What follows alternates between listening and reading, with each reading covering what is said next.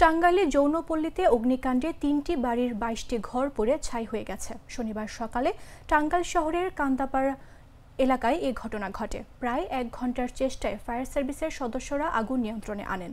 জানা যায়, সকাল 11:30টার দিকে রান্নার সময় একটি ঘরে গ্যাস সিলিন্ডার বিস্ফোরিত হয়ে ঘরে আগুন চারদিকে ছড়িয়ে পড়ে।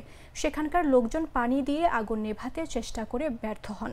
পরে স্থানীয়রা ফায়ার সার্ভিসকে খবর দিলে তারা গিয়ে আগুন নিয়ন্ত্রণে আনেন। আগুনে 12টি ঘর ও বেশ কয়েকটি দোকান পুড়ে যায়। ঘরে থাকা নগদ টাকা, টিভি, ফ্রিজ সহ আসবাবপত্র ও বইসহ বিভিন্ন সামগ্রী পুড়ে গেছে।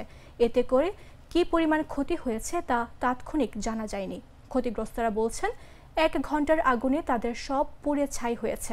আগামী দিনে কিভাবে দিন পার করবেন তা নিয়ে দুশ্চিন্তায় রয়েছেন। সরকারের পক্ষ থেকে সহযোগিতার দাবি করেন তারা।